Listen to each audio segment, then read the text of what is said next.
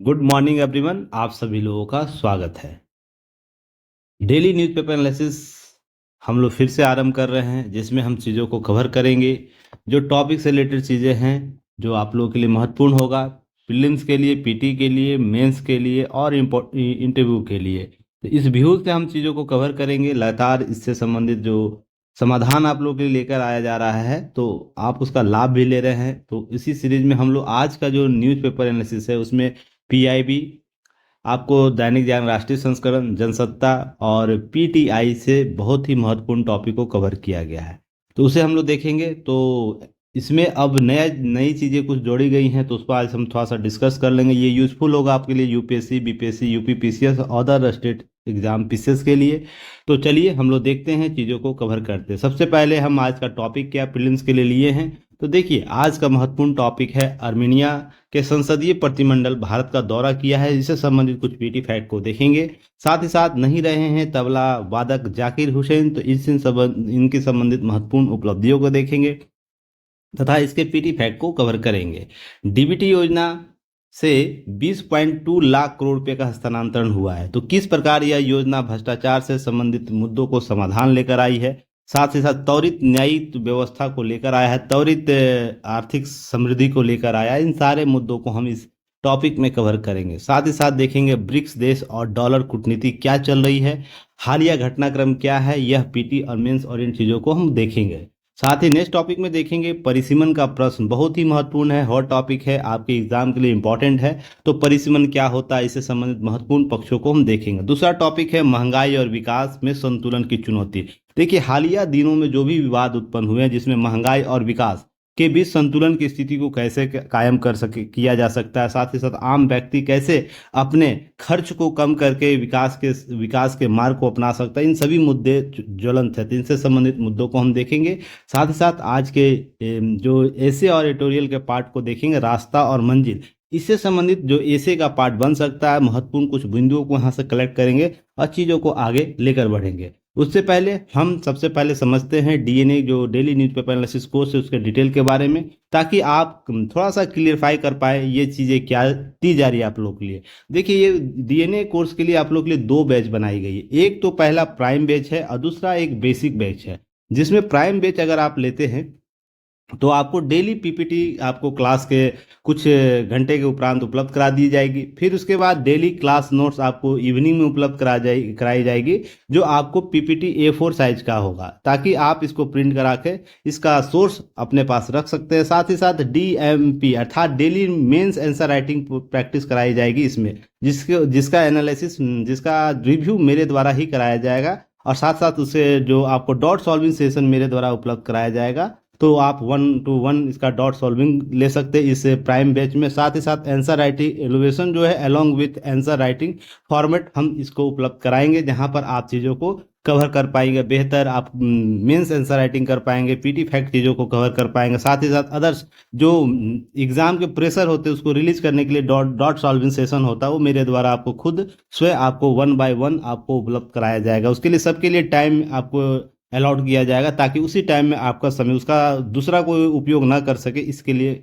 व्यवस्था की जाएगी। ताकि बेस और यह आपको सारा ऐप पर उपलब्ध कराया जाएगा। ठीक है, ऐप पर आपको ये चीज़ें उपलब्ध हो जाएंगी। और बेसिक बैच अगर हम कहते हैं तो इसे समझिएगा डेली पीपीटी आपको उपलब्ध कराया जाएगा, आपको क्लास के कुछ घंटे के बाद उपलब्ध कराया जाएगा। उसके बाद इसके में जो सुविधाएं आपको प्राइम बैच के तहत दी जा रही थी वो नहीं उपलब्ध कराई जाएगी। तो यहाँ पर ध्यान रखने की जरूरत है, केवल आपको पीपीटी आपको उपलब्ध कराई जाएगी। वो कहाँ कराई जाएगी, टेलीग्राम चैनल पर उपलब्ध कराई जाएगी, जो युक्ति आई इसका टेलीग्राम चैनल है। और यह इसका वीडियो आपको यूट्यूब पर उपलब्ध कराया जाएगा। तो सबसे पहले आप इस चीज़ों को बेहतर तरीके से समझ ले। अगर प्राइम बैच लेते हैं तो और भी चीज़ें आप सोर्स के साथ मात्र आप प्राप्त कर सकते हैं। चलिए इसके अतिरिक्त कोर्स की बात कर ले, उसके किस प्रकार का बजट आपको रखा गया। तो यहाँ ध्यान रखिएगा, फी स्ट्रक्चर में हम बात करते हैं तो प्राइम बैच के लिए 999 बेसिक प्राइस रखा गया था, जिसमें ऑफर हम लोग 599 के साथ दिए जा रहे हैं। और इसकी वैलिडिटी 1 ईयर होगी। सबसे पहले तो आपको यह ध्यान रखने की आवश्यकता होगी 1 ईयर तक हम आपको ये चीज़ें प्राइम के चीज़ें आपको उपलब्ध कराएं। पर बेसिक बैच आपको बिल्कुल फ्री है, जिसका बेस रेट 599 रखा गया था, पर ये ऑफर में भी फ्री चल रही है। आप यूट्यूब पर बिल्कुल इसे फ्री देख सकते हैं, इसके लिए कुछ आपको एक्स्ट्रा पे करने की आवश्यकता नहीं। हाँ, उसके साथ जो प्राइम बैच में सुविधा है वो आपको उपलब्ध नहीं होगी, इसके लिए प्रतिबद्ध नहीं होगा। तो यहाँ पर चीज़ें समझ, आप बेसिक चीज़ें समझ लीजिए, और दो तीन चीज़ें और भी समझने की आवश्यकता है। जैसे डीएमपी क्या है, जिसमें हम लोग बात करें डेली मेंस प्रैक्टिस क्या है, तो आप ध्यान रखिए इसमें दैनिक जो आपको दैनिक आधार पर मुख्य परीक्षा के उत्तर लेखन के लिए प्रश्न उपलब्ध कराए जाएंगे, जिसमें हम डेली मेंस प्रैक्टिस कराएंगे। डीएमपी से अच्छे तरीके से ध्यान रखिएगा। प्राइम बैच और बेसिक बैच दोनों के लिए उपलब्ध हम लोग कराएंगे। क्वेश्चन आपको यहाँ पर उपलब्ध हो जाएगा, पर इसका क्वेश्चन का जो आंसर एलिवेशन है वो मेरे द्वारा प्राइम बैच को ही उपलब्ध कराए, ताकि आप चीज़ों को अच्छे तरीके से गाइड कर पाए। और उसके बाद देखिए 1-to-1 मेंटरशिप प्रोग्राम जो है, इससे सिर्फ आपको दिया जाएगा प्राइम बैच के बच्चों के लिए, उनके लिए उपलब्ध है, ताकि जो समय का उपयोग वो कर सके और भी चीज़ें एनहांस कर पाएँ अपने उत्तर लेखन में, अपने पीटी फैक्ट कॉन्सेप्ट में, इंटरव्यू कॉन्सेप्ट में। साथ ही साथ उत्तर लेखन की सहायता आपको दी जाएगी एक्सपीरियंस्ड मेंटर का, जिसका अलाउंस आप लोगों को करा दिया, जिसमें कुछ पास आउट स्टूडेंट होंगे, हमारे, और कुछ आपको होंगे जो अभी अपने कार्य अध्ययन को कर रहे हैं, जहां पर इंटरव्यू सेशन वो कंडक्ट कर चुके हैं विभिन्न बोर्डों में। किसी का यूपीएससी अभी इस वर्ष आपको इंटरव्यू है। तो इस तरीके से समझिएगा, जो एक्सपीरियंस मेंटर होंगे हमारे वो आपको उपलब्ध कराएंगे। साथ ही साथ डीएमपी का मूल्यांकन रेगुलर कराया जाएगा 1-to-1 मेंटरशिप में। अगर अधिक जरूरत पड़ेगी तो 1/1 आपकी कॉपी भी साथ में चेक कराई जाएगी आपके सामने लाइव, आपको गूगल मीट पर। तो ये सब चीज़ें हम लोग एक्स्ट्रा करेंगे। फिर उत्तर मॉडल दिया जाएगा आपको, साथ ही साथ कुछ कंटेंट आपको, जैसे कि आप है ना किसी प्रश्न का उत्तर कैसे लिखें, शुरुआत में ये सब चीज़ें आपको गाइडलाइंस कराई जाएगी। बाद में उत्तर जब लेखन आपका अच्छे स्पीड में आ जाएगा तो चीज़ों को हम और भी मॉडरेट अलग तरीके से इसमें कवर कर सकते हैं। साथ ही साथ हम आगे बात करेंगे हमारे विभिन्न प्लेटफॉर्म से आप जुड़ सकते हैं, जिसमें टेलीग्राम चैनल आपको है, लिंक आपको उपलब्ध कराया जाता है। फिर आपको क्या है, हमारे यूट्यूब चैनल पर जुड़ सकते हैं, व्हाट्सएप चैनल से जुड़ सकते हैं, इंस्टाग्राम, फेसबुक, सभी जगह हमें जुड़ सकते हैं। लाइक शेयर सब्सक्राइब जरूर कीजिएगा हमें। जिस तरीके से बीपीएससी में हमने आप लोगों को जो चीज़ें उपलब्ध कराई थी, जिससे क्वेश्चन टैली हुआ है, यह देखिए, यह आप लोग ही हमारे प्रचार धारक है। आप प्रचार कर सकते हैं दूसरे दोस्तों को, और भी लोग अपने व्हाट्सएप चैनल पर स्टेटस लगा कर, ताकि हम जो चीज़ें लेकर आए हैं सबसे कम प्राइस में चीज़ों को 1 साल तक उपलब्ध कराने का, तो यह मुहिम में आप साथ दें हमारा, ताकि हम चीज़ों को और भी अच्छे तरीके, इन्हांस तरीके से आपके सामने लेकर आए। साथ ही साथ हमारी टीम और मजबूत हो, ताकि हम आपको और भी बेहतर चीज़ें उपलब्ध, यह दायित्व तो आपके हिस्से में है, ताकि आप अगर किसी को पसंद करते हैं तो उसे दिल से पसंद कीजिए, ताकि और भी चीज़ें आपके सामने इजिबल रूप से उपलब्ध हो। तो चलिए, हम चीज़ों को कवर कर लिए हैं। अब देखते हैं प्राइम जो प्रीलिम्स का जो बैच है, जिसमें नोट अभ्यास के लिए दैनिक एमसीक्यू आपको उपलब्ध कराया जाएगा। तो इसे देखते हैं। सबसे पहले देखिए कुछ टॉपिक क्या है। टॉपिक आपको पूछ रहा है आर्मेनिया से संबंधित देखिए प्रश्न पूछ रहा है, जिसमें आर्मेनिया के संसदीय प्रतिमंडल का भारत दौरा है। तो यह दौरा जो है, तो यहाँ पे एक बात उभर कर सामने आई कि व्यापार को बीच, जो दोनों देशों के व्यापार को मजबूत करने की बात की जा रही है हमारे राष्ट्रपति द्रौपदी मुर्मू के द्वारा। हाल ही में आर्मेनिया के जो संसदीय प्रतिमंडल है, जिसका नेतृत्व देखिए, ध्यान रखिएगा, आर्मेनिया गणराज्य के नेशनल असेंबली के अध्यक्ष एलन सिमोनियम के नेतृत्व में यह प्रतिमंडल भारत में आया है। तो यह प्रश्न पीटी फैक्ट में आपसे प्रश्न पूछ सकता है, तो इसे ध्यान रखिएगा। अब यह ध्यान रखिएगा, प्रतिमंडल का स्वागत करते हुए राष्ट्रपति ने भारत और आर्मेनिया के बीच सदियों पुरानी सांस्कृतिक जो संबंध है उसको लोकतान साझा करने, हालांकि ध्यान रखिएगा यह देश आपको जो रसिया था उससे टूटकर बना देश है, जिसमें हम पूर्ववर्ती रूप से हम इसके सांस्कृतिक साझा करते हैं और चीज़ों को कवर करते हैं। यहाँ पर ध्यान रखिएगा, मुर्मू ने कुछ, हमारे राष्ट्रपति ने कुछ बातें कही, जैसे विभिन्न विकास साझेदारी कार्यक्रमों की बात कर रहे हैं। तो ये कौन सी कार्यक्रम है, तो इसमें हम चर्चा करेंगे अभी आगे स्लाइड में। तो यहाँ पर समझने के प्रयास कीजिएगा। यहाँ पर 2-3 टर्मोलॉजी यूज किया जा रहा है। कौन कौन सा टर्मोलॉजी? सांस्कृतिक संबंध क्या हमारे, विकास साझेदारी कार्यक्रम की बात हो रही है, साथ ही साथ क्या हो रहा है कि हमने जो लोकतांत्रिक साझा मूल्य हमारे क्या है, यह सब टर्मोलॉजी। तो जब मेंस में आपसे प्रश्न पूछा जाएगा तो ध्यान रखिएगा ये शब्दों का प्रयोग करके प्रश्न बनाए जा सकते हैं। तो यहाँ पर कुछ चीज़ों को समझिएगा आर्मेनिया के बारे में। देखिए, हाल ही में कुछ वर्ष पहले आर्मेनिया विवाद, आपको नारगोन काराबाख जो विवाद था अजरबैजान और आर्मेनिया के बीच, तो ये सब चीज़ें याद रखिएगा, प्रश्न पीटी फैक्ट में पूछे जाते हैं। तुर्क आपको ईरान और जो आर्मेनिया के बीच विवाद है, नखचिवन जो अजरबैजान का क्षेत्र है, आपको यह टॉपिक आपको यहाँ से आपको देखने को मिलेगा, जहाँ पर विवाद आपसे प्रश्न पूछे, सीमा साझा किससे सीमा साझा कर रहा, तुर्की, आर्मेनिया, जॉर्जिया, रूस से सीमा, अजरबैजान से सीमा। तो ये ध्यान रखिएगा, ये टॉपिक जो पीटी फैक्ट में आपको यहाँ से प्रश्न पूछे जा सकते हैं। साथ ही साथ जब हम आर्मीनिया की बात करें तो ध्यान रखिएगा वर्ष 2024 में यह क्या कर रहा है, अपने राजनीतिक संबंधों का 32वां वर्षगांठ मना रहा है। अगर हम इस साल बात करें तो ध्यान रखिएगा 2022 में आपको यह 30वां आपको वर्षगांठ यहाँ से प्रश्न पूछा गया है। ध्यान रखिएगा, प्रश्न यहाँ से पूछे जा चुके हैं। अब भारत और आर्मीनिया के बारे में बात करें तो ध्यान रखिएगा वर्ष 1900, जब वो आर्मीनिया स्वतंत्रता के बाद जब वो रूस से अलग होता है तो यहाँ पर आर्मीनिया के साथ संबंधों को क्या किया जाता है, स्थापित किया जाता है 1991 में। 92 में हम राजनयिक संबंध स्थापित करते हैं आर्मीनिया गणराज्य के साथ भारत के बीच। 1999 में बात करें एरेवन भारतीय दूतावास को स्थापित किया जाता है जो आर्मीनिया के क्षेत्र में, एरेवन में। तो ये सब फैक्ट, पीटी फैक्ट याद रखने हैं। साथ ही साथ आर्मीनिया भारत जो राजनीतिक संबंध है आपको उत्कृष्ट के रूप में मूल्यांकन किया गया, और आर्मीनिया एकमात्र स्वतंत्र राज्यों का राष्ट्रमंडल जिसे CIS कहते हैं के देशों में जिसके साथ भारत ने वर्ष 1995 में रूस के अलावा राजनीतिक संबंध स्थापित किए। तो यह ध्यान रखिएगा, रूस और आर्मीनिया के साथ एक ऐसा संबंध स्थापित किया जहां भारत ने स्वतंत्र राज्यों का जो संगठन है राष्ट्रमंडल उसके साथ संबंध स्थापित करता है। तो ये सारे फैक्ट आपसे पूछे जाएंगे।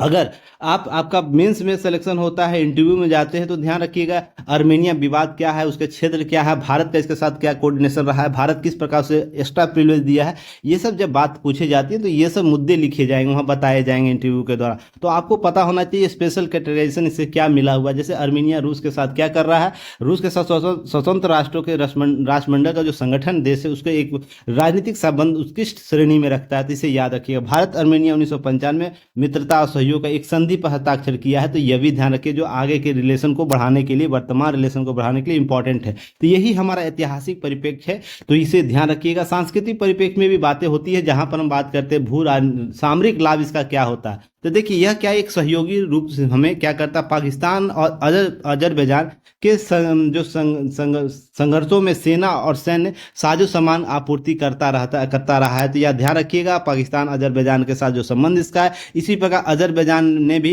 इस्लामाबाद में अपने साझेदारों के भू आर्थिक और भू राजनीतिक लाभ प्रदान किए। तो यहाँ पर क्या होता है कि हमारे जो एक पड़ोसी देश है पाकिस्तान, तो इसके जो भू सामरिक संबंध रहे अजरबैजान के साथ, तो ये सब चीज़ें क्या होती हैं कि हम आने वाले समय में क्या कर सकते हैं, चेक एंड बैलेंस की नीति अपना सकते हैं इस देश के साथ। तो ये चेक एंड बैलेंस की थ्योरी को अपनाता है, उसको सामने रखता है, तो इसे याद रखना। फिर आर्थिक सहयोग की बात करें तो आर्मेनिया भारत समर्थित जो अंतर्राष्ट्रीय उत्तर दक्षिण परिवहन कॉरिडोर है, जिसमें हम लोग क्या बोलते हैं INSTC, इंडियन जो बैक्स international north south transport corridor है, उसे याद रखिएगा। यह बहुत ही महत्वपूर्ण कॉरिडोर है जिसका संकल्पना आपको रखी गई थी, जहां पर ईरान जो काला सागर फारस की खाड़ी परिवहन कॉरिडोर महत्वपूर्ण भूमिका अदा करता है। ये सब आर्थिक सहयोग के परिप्रेक्ष्य में आपको आर्मेनिया के साथ जुड़ा हुआ है। अब ध्यान रखिए कॉन्सेप्ट पूछा गया था, नोट में याद रखना है कि जो स्वतंत्र राज्यों का जो राष्ट्रमंडल है, शामिल देश कौन कौन से, अजरबैजान है, आर्मेनिया है, बेलारूस, कजाकिस्तान, किर्गिस्तान, मोल्दोवा, रूस, ताजिकिस्तान, तुर्कमेनिस्तान, उज्बेकिस्तान और यूक्रेन। तो यह सभी देशों का नाम याद रखना है जो आपको CIS है। तो यहाँ से पीटी फैक्ट प्रश्न पूछे जा सकते हैं, याद रखिएगा। आपको लगातार प्रश्न कैसे पूछे जाते हैं आपने बीपीएससी में देखा होगा। बीपीएससी में जो करंट आप लोगों को था, आप उस पार्ट को देखे होंगे, प्रश्न कैसे पूछे गए, कहाँ से प्रश्न पूछे गए, जिस पर मैंने स्टार लगाया वहां से अधिकतर प्रश्न आपको देखने को मिला है। तो आप ध्यान रखना है, जिस पर मैं स्टार लगाऊं उसे अच्छे से देखना है। मैं 3 स्टार लगाता हूं सबसे इंपॉर्टेंट, उसके 2 स्टार लगाता हूं उससे कम, और 1 स्टार। तो ध्यान रखना है ये तीनों स्टार को अच्छे से करके जाना है। प्रश्न यहीं से होंगे, इसी के इर्द गिर्द होंगे, उसके टॉपिक से होंगे। हालांकि ध्यान के लाइन बाय लाइन प्रश्न नहीं होता है, पर बहुत कम संभावना ऐसी बनी रहती है कि कुछ प्रश्न ऐसे हैं जो लाइन बाय लाइन भी हो सकते हैं, पर थीम वही होगा, ध्यान रखिएगा। तो यहाँ पर हम बात करेंगे CIS को अच्छे से देख के जाना है, तो ठीक है, इसको अच्छे से देख के जाइएगा आप लोग। चलिए नेक्स्ट बात करते हैं, आपूर्ति श्रृंखला अर्थव्यवस्था क्या है, इसके बारे में। तो ध्यान रखिए आर्मेनिया वैश्विक आपूर्ति श्रृंखलाओं में प्रतियोगिता रहा, जिसमें यूरेशियन कॉरिडोर जो फारस की खाड़ी और रूस और यूरोप को फैला हुआ केंद्र के लिए एक संभावित स्थान प्रदान करता है, एक मार्केट देता है, हमें एक क्षेत्र देता है जहां पर हम अपने कृषि, फार्मास्यूटिकल्स और विनिर्माण प्रौद्योगिकी जैसे क्षेत्रों को भारतीय की उन्नति के लिए योग्य भागीदार को हम साबित करते हैं। तो कहने का अर्थ यह है कि इन क्षेत्रों में हम कृषि, अपने फार्मास्यूटिकल जो क्षेत्र है उसके प्रोडक्ट्स को, वहां पर हम विनिर्माण प्रोडक्ट्स को, प्रौद्योगिकी के क्षेत्र को हम क्या कर सकते हैं, इनपुट कर सकते हैं, उसको मुहैया करा सकते हैं। एक बाजार देता है हमें, एक बाजार, एक क्षेत्र देता है जहां पर हम आर्मेनिया के साथ बेहतर संबंध स्थापित कर सकते हैं। देखिए कॉन्सेप्ट आया था वो अंतर्राष्ट्रीय उत्तर दक्षिण परिवहन गलियारा, जिसे INSTC कहते हैं। ये देखिए, जब भारत G20 में एक कॉरिडोर स्थापित करता है जो दक्षिण पूर्व उत्तर पूर्व कॉरिडोर के नाम से भी जाना जाता है, तो ध्यान रखिएगा ये कॉरिडोर से पहले ये महत्वपूर्ण, जहां मध्य एशिया में अपने पहुंच को स्थापित करते हैं, मध्य एशिया से बाद आपको यूरोप में स्थापित करेंगे अपने पहुंच को, तो INSTC से आपसे प्रश्न यूपीएससी में प्रश्न पूछा जा चुका है, यूपीपीसीएस में प्रश्न पूछा जा चुका है, तो इसे अच्छे से याद करके रहना है यह रूट्स क्या है। और ध्यान रखिएगा, जब भारतीय अर्थव्यवस्था के अंतर्राष्ट्रीयकरण की बात होगी तो आपको रूट्स के बारे में प्रश्न पूछा जाए, कौन से रूट से भारतीय व्यापार किए जा रहे हैं, कौन कौन से नई संभावनाओं को सृजित किया जा रहा है, तो यहाँ से प्रश्न आपको जरूर बनेंगे। तो अब अगर बात करें हम इसके बारे में INSTC के बारे में, तो यह 7200 किलोमीटर लंबा मल्टी मोड ट्रांजिट रूट है। अर्थात जो चीन क्या करता है, चीन की one belt one road initiative है, उसके प्रतिद्वंदी के तौर पर प्रतिस्थापित करने के लिए यह बेल्ट जो हमारा कॉरिडोर है, कहीं ना कहीं एक सक्षम मुहैया स्थान देता है, जहां अर्मेनिया इसके संबंध में आपको सहमति स्थापित करता है। ये सब चीजें याद रखिएगा। हिंद महासागर, फारस की खाड़ी, ईरान के रास्ते कैस्पियन सागर और रूस के सेंट पीटर्सबर्ग के रास्ते उत्तरी यूरोप को जोड़ता है। तो यह महत्वपूर्ण रूप से हमें क्या करता है, भारत को मध्य एशिया के साथ साथ ध्यान रखिएगा, हमें पूरे एशिया के साथ जो यूरोप के साथ संबंध को स्थापित करने में यह सड़क जो है, यह कॉरिडोर जो है, हमें एक अंतर्राष्ट्रीयकरण कराता है। तो इसे भी याद रखिए, भारत, ईरान, अजरबैजान, रूस, मध्य एशिया, यूरोप के बीच हमें क्या करता है, जहाज, रेल और सड़क मार्गों से जोड़ता है। तो यह अंतर्राष्ट्रीय सीधा सा जानेगा over one belt one road initiative है, उसके प्रतिस्थापना के लिए यह कॉन्सेप्ट को लेकर आया। भारत सरकार लगातार इस पर काम कर रही है, दो लोग जोड़े, G20 में एक नए मार्ग का स्थापना किया। तो यह सब क्या करता है, जुड़कर ओबोर परियोजना को कहीं ना कहीं प्रति संतुलित करता है। तो इस सब कॉन्सेप्ट को अगर कवर करके जाना है। चलिए, आज का प्रश्न है जिसका आंसर आप लोग कहाँ देंगे, आंसर आप कमेंट सेक्शन, यूट्यूब का जो कमेंट सेक्शन है वहां आपको उत्तर देना है और सभी को उत्तर देना। देखिए, लगातार प्रश्न आपको पूछे जाएंगे, उसका उत्तर आप जैसे क्या 1 का कौन होगा, A होगा, B होगा, C होगा, जो भी होगा आप कमेंट सेक्शन में लिख दीजिएगा ताकि मैं समझ जाऊँ। ये सब मैं डायरेक्ट वॉच नहीं करता हूँ, ऐसा नहीं कि कोई टीम वॉच करती है, मैं डायरेक्ट इसे वॉच करता। जो बच्चे एक्टिव होंगे उसके साथ इंटरेक्शन मेरा अच्छा होता है। आप लोग पहले से भी जानते हैं मुझे, मैं टू द पॉइंट बात करता हूँ। यहाँ बकवास वाली चीजें नहीं होती, टू द पॉइंट बात होती है। जो पढ़ेंगे बच्चे उसी को आगे बढ़ाया जाएगा, सीधा सी बात है। चलिए आगे बात करते हैं। प्रश्न क्या है, जून 2024 में अर्मेनिया जो है कि प्रधानमंत्री निम्नलिखित में से किनको नियुक्त किया गया। देखिए, इस प्रकार के प्रश्न अभी हाल ही में पूछा गया है, बीपीएससी के एग्जाम में किसी राष्ट्राध्यक्ष का प्रश्न पूछा गया, तो आपको इसको अनसीरियस नहीं लेना। इस प्रकार के प्रश्न पूछे जाते हैं तो आपको कौन सा ऑप्शन होगा, निकोल पर्सिनियान, जॉन रिबिक, एलन सिमोनियन और उपरोक्त में से कोई नहीं। उत्तर देना है आपको। उत्तर, इसका उत्तर मैं आपको कब दूंगा, उत्तर आपका इसको शाम को इवनिंग में कमेंट सेक्शन में दे दूंगा, पर आप अपना उत्तर जरूर दे दीजिएगा। 1 का A होगा, B होगा, C होगा, D होगा। चलिए आगे हम बात करते हैं। नहीं रहे तबला वादक जाकिर हुसैन। इस व्यक्ति को कौन नहीं पहचानता। जब हम तबले की तान सुनना चाहते, तबले के स्वर सुनना चाहते, इस व्यक्ति का सबसे पहला नाम आता है। जहां पर हम पद्म विभूषण की बात कर ले, पद्मश्री की बात कर ले, तो ये ग्रेमी अवार्ड की बात कर ले, या व्हाइट हाउस में इनकी उपस्थिति की बात कर ले, इन व्यक्ति का सबसे पहले नाम आता है। तो यहाँ पर ध्यान रखिएगा, इनका निधन कल हो गया, बहुत ही दुखद की बात है, पर जो आता है उनका जाना ही नियति का खेल है। पर हमारे इनके संबंध कैसे रहे उसके बारे में ध्यान रखिएगा। आपको एक बीमारी का नाम याद रखना है, इडियोपैथिक पुलोमोनरी फाइब्रोसिस। इनसे यह पीड़ित थे, जिसके कारण इनकी मृत्यु हो गई। अब ध्यान रखिएगा, इनकी मृत्यु हो जाती है अमेरिका के सैन फ्रांसिस्को अस्पताल में। देखिए सॉरी, इस प्रकार के नाम याद रखने, क्योंकि एग्जाम में प्रश्न ऐसे बनाए जा रहे हैं। जैसे अभी हाल ही में ईरान में एक व्यक्ति का मृत्यु कर दिया जाता है इजराइल के द्वारा, वहां से प्रश्न पूछा गया, या डोनाल्ड ट्रंप की पर हमले कहाँ हुए, स्थान का नाम पूछा। तो जो प्रख्यात व्यक्ति है उससे संबंधित चीजों भी आपको कवर करनी है। तो ध्यान रखिएगा, सैन फ्रांसिस्को में इसकी मृत्यु हो जाती है। तो ये थोड़ा सा ध्यान रखिए, फेफड़े की बीमारी की जो थी उनसे पीड़ित थे। तो ये सब आपको फैक्ट पूछा है। इसके अतिरिक्त इनके कुछ जाकिर हुसैन जी के बारे में बात करें तो ध्यान रखिए, इनका जन्म 9 मार्च 1951 को होता है, मृत्यु 16 दिसंबर 2024 को हो जाती है। पिता इनके थे मशहूर तबला वादक अल्लाह रखा। इनका नाम रहे। 3 वर्ष में तबला बजाना सीख जाते हैं। केवल 7 वर्ष में पहली परफॉर्म करते, स्टेज पर जाके दुनिया भर में लहराए शास्त्रीय संगीत का परचम। और एक इम्पॉर्टेंट है, व्हाइट हाउस में कॉन्सर्ट के लिए आमंत्रित होने वाले पहले संगीतकार बनते हैं। तो ये बड़ी उपलब्धि थी। अमेरिका विश्व के सबसे बड़े लोकतंत्र, और ध्यान रखिएगा विश्व का आधुनिक लोकतंत्र हम जिसे कहते हैं, और विश्व शक्ति बोलते हैं, वहाँ के जो व्हाइट हाउस है, जो आधिकारिक भवन है, वहाँ पर किसी भारतीय संगीतकार को बुला के कॉन्सर्ट कराना कहीं ना कहीं एक उपलब्धि था। तो ये सब ध्यान रखिएगा। इसके साथ साथ British film heat and dust में इनका योगदान था। फिल्म में जो साज था उसमें हाल ही में आपको लाया गया, उसमें हाल ही में मंकी एंड मैन इसी फिल्म साल अप्रैल में लॉन्च हुआ था, वहाँ भी इनका संगीत था। तो ये सब फैक्ट आपको याद रखना। साथ ही इनके पुरस्कारों की बात करें तो पद्म विभूषण 2023 में दिया गया, पद्म भूषण 2002 में और पद्मश्री 1988 में दिया गया। तो ये सारे फैक्ट आपको याद रखने। ग्रैमी अवार्ड इस साल 5 इनको मिला है, पाँच इनमें से 3 इसी साल मिला है। ग्रैमी अवार्ड टोटल इनको 5 मिला है, पर इस साल 3 ग्रैमी अवार्ड मिला। तो कमेंट सेक्शन में मुझे बताइएगा 5 जो 3 ग्रैमी अवार्ड है किन किन किन क्षेत्र में इनको मिला, किन किन गानों के लिए, किन किन संगीत के धूम देने के लिए मिला। इसकी बात मैंने आप लोगों को PYQ में आपको कराया है। अगर आप लोग याद हो तो जाके एक बार जरूर देखिएगा। PYQ जो BPSC के लिए मैंने कराया था, वहां पर चीजें कवर की है, तो उत्तर आप दे सकते हैं। चलिए, आज का प्रश्न इनसे संबंधित है। तो प्रश्न क्या है? तबला वादक जाकिर हुसैन की मृत्यु हाल ही में हो गई। इनसे संबंधित निम्नलिखित कूट का मिलान करें। इन्हें पद्म विभूषण 2023 में दिया गया, पद्म भूषण वर्ष 2022 में दिया गया, व्हाइट हाउस में कॉन्सर्ट में आमंत्रित होने वाले दूसरे भारतीय संगीतकार है। क्या यह सही है? इन सारे कथनों को बताने का प्रयास करें। सही उत्तर क्या होगा इसे बताइएगा। चलिए, आप ये कमेंट सेक्शन में इसका उत्तर दीजिएगा। ABCD क्या होगा, तो आप इसको दे सकते हैं कमेंट सेक्शन में उत्तर। चलिए नेक्स्ट बात करते हैं। DBT योजना 20.23 लाख करोड़ रुपए का हस्तांतरण किया गया।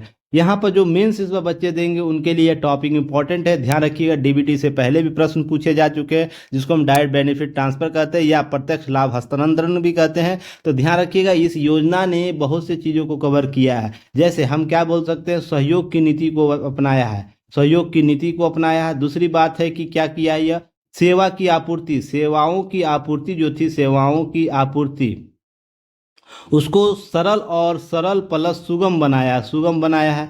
ये फैक्ट आपको याद रखने। साथ ही साथ ध्यान रखिएगा भ्रष्टाचार, भ्रष्टाचार जो भ्रष्टाचार के मुद्दे रहे हैं, जिसमें कभी कभी प्रधानमंत्री, हमारे देश के प्रधानमंत्री ये बोलते थे 100 रुपया हम भेजते हैं तो बहुत ही कम मात्रा में धरातल पर पहुंचता है। तो इसने क्या किया है, 100% हस्तांतरण को क्या किया है कि सुनिश्चित किया। इससे क्या हुआ, सेवाओं की आपूर्ति बेहतर हुई, लोगों को लाभ अधिक मिला है और सरकारी जो योजनाओं के साथ जुड़ने का मौका मिला, सरकार की छवि ठीक हुई। ये सब कॉन्सेप्ट याद रखिएगा। चलिए, इसके बारे में PT फैक्ट कुछ चीज़ों को देखें तो ध्यान रखिए 51 मंत्रालयों में केंद्र की यह योजना DBT योजना है। इसके साथ 2.23 लाख करोड़ रुपये हस्तांतरित हो चुके हैं अभी तक, इसके लिए याद रखना है। इसके अतिरिक्त 3.3 लाख करोड़ रुपया बचाए गए हैं अब तक DBT योजना, जो अतिरिक्त खर्च हो जाते थे, अतिरिक्त खर्च होते थे लेन देन, इसके जैसे कैश डिलीवरी किया जाता था तो उसके लिए अतिरिक्त खर्च करना पड़ता था सरकार को, तो ये बचत हुई। साथ ही साथ याद रखिए 112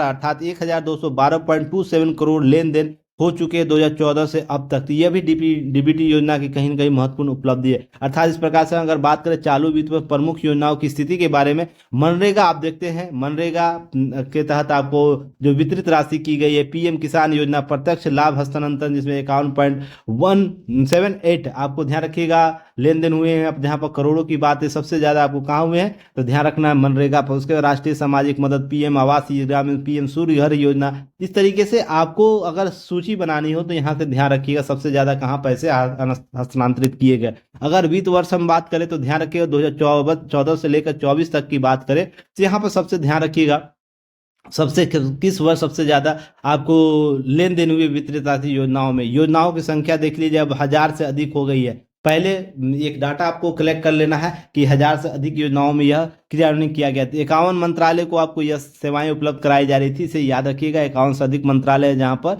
ये सेवाएं DBT की दी जा रही है। तो 2013 में जनवरी में यह योजना शुरू होती है। वर्तमान सरकार इसे और भी बेहतर तरीके से क्या करती है, बेहतर तरीके से योजनाओं को लागू करने का प्रयास है। लगातार हम आधार से जब इसे लिंक करते हैं और भी इसमें सुचारिता आती है, भ्रष्टाचार को रोकने के प्रयास किए जाते हैं। ये सब फैक्ट को याद रखना है। अगर हम बात करें लाभ, जो DBT योजना के लाभ क्या है, तो इसके क्रियान्वयन की बात करें तो 1 जनवरी 2013 को आपको सरकारी वितरण प्रणाली के सुधार करने के लिए की जाती है। आपको सीधा सा कॉन्सेप्ट याद रखने हैं। उद्देश्य क्या है इसका, लाभार्थियों तो सूचना और धन के तीव्र प्रवाह और वितरण प्रणाली को क्या करना, बेहतर करना, धोखाधड़ी जैसे मुद्दों को समाधान करना था। प्रत्यक्ष लाभ हस्तांतरण घटक, महत्वपूर्ण घटक क्या है तो ध्यान रखिएगा प्राथमिक घटकों में लाभार्थी खाता सत्यापन प्रणाली को विकसित करना था, जिसमें आरबीआई, एनपीसीआई, सार्वजनिक और निजी क्षेत्र के बैंक शामिल थे। क्षेत्रीय विकास बैंक और सहकारी बैंकों के साथ एकीकृत करना था। अस्थायी भुगतान और समाधान के एक मंच को तौर पर इसे उपलब्ध कराना था, जैसे बैंकों के कोर बैंकिंग समाधान, आरबीआई के निपटान प्रणाली और एनपीसीआई आधार पेमेंट प्रणाली के तहत इसे क्या करना था,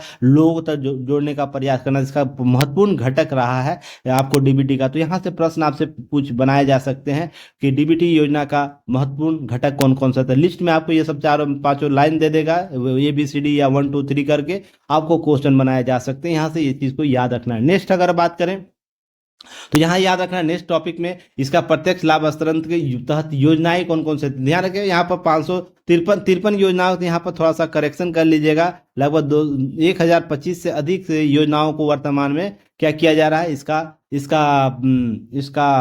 क्रियान्वयन किया जा रहा है, जिससे क्या, जिसमें महत्वपूर्ण फसल बीमा योजना की बात कर ले, राष्ट्रीय खाद्य सुरक्षा मिशन की बात कर ले, प्रधानमंत्री जो कृषि की सिंचाई योजना है, पीएम किसान है, स्वच्छ भारत मिशन है, अटल पेंशन योजना है, राष्ट्रीय औषधि मिशन है, आयुष मिशन है, या इस तरीके से किसी प्रकार के आपात हस्तांतरण हो, आपातकालीन हस्तांतरण, जैसे आपदा आ जाए या किसी प्रकार का सरकारी मुहैया कराना है, तो इसके लिए डीबीटी सबसे बेस्ट एग्जाम्पल है। सरकारी योजनाओं को गरीब से लेकर जिस वर्ग में आपको ये पैसे मुहैया कराने, उसके लिए महत्वपूर्ण उपलब्धि लेकर आता है। तो ये सब सारे फैक्ट को कवर करके जाना है। अगर इसके अतिरिक्त हम बात करें इसके लाभ क्या है, तो ध्यान रखिएगा महत्वपूर्ण लाभों में कुछ चीज़ों को याद रखना, जैसे तत्काल और आसान मनी ट्रांसफर कराता है। इससे पहले हम कैश डिलीवरी करते, जिससे भ्रष्टाचार के मानक बहुत बड़े हुए थे। साथ ही साथ इन सब चीज़ों को ध्यान रखकर सेवाओं के कवरेज का विस्तार करने की बात की जा रही है। वित्त का हस्तांतरण और सामाजिक सुरक्षा उपलब्ध कराया जाता है, इससे लाभ होता है। वित्तीय सहायता उपलब्ध कराई जाती है, आसान तरीके से इसे उपलब्ध कराया जाता है। साथ ही साथ याद रखिए नए अवसरों के द्वार खोलते हैं,